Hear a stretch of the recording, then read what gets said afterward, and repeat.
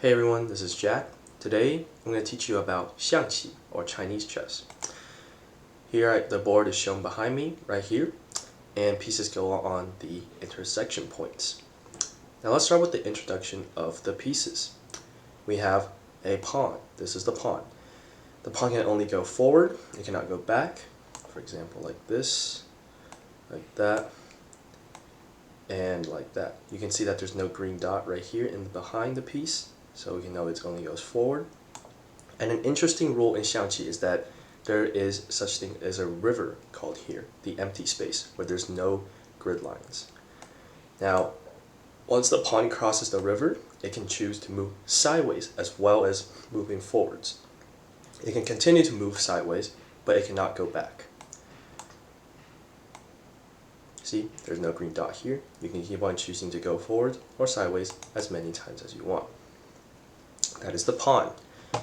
Now, here comes the unique piece of this. This is called the cannon. The cannon goes on the second column and the eighth column. It can cross the river, and its way to take pieces is when something is in between another piece, then you can take that one. And it has to be only one piece. For example, I can take the other enemy's cannon, but I can't take the horse, which is also behind. And it moves kind of like a rook in chess. Unlimited moves forward, backwards, left and right. You get the gist. Now, here's the rook. This is the rook. Same thing as in Western chess. The rook moves horizontally and vertically and can cross the river as well. So for example, here, here. And now we have the horse, the knight. In Xianqi it's called the horse, but I'll refer to it as the knight. Now the knight moves in an L-shaped pattern, but interestingly enough, in Xianqi it cannot jump over pieces. So you can see that the pawn is blocking my way, and now I can't go forwards. I can only go sideways and back and here. And a good way to determine this is that the knight actually moves in this pattern. It moves left, right, up or down in a straight first, and then diagonally. So in this case, the pawn is blocking my straightforward path forward, so I cannot go forward to this square, even though the move list says I could possibly go there. And the knight can also cross the river. Now we have the elephant. This is the elephant. The elephant moves diagonally 2 spaces. So you can see right here, right here, right here, or right here. The elephant cannot cross the river. For example, see, I cannot take the pawn, and the elephant can also not jump over pieces.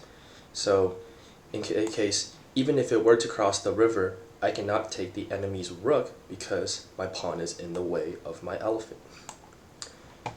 And now, another interesting part of the game is we have the guard.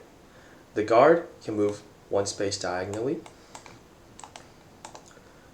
And you'll notice that there's a grid in the middle of the board that looks like this. This is called the palace. And the guard is only limited to the palace. You see, I cannot take the enemy pawn even though it is 1 space diagonally away from me. And now we move on to the king. The king can also move only inside the palace and only left, right, up or down. It cannot move diagonally.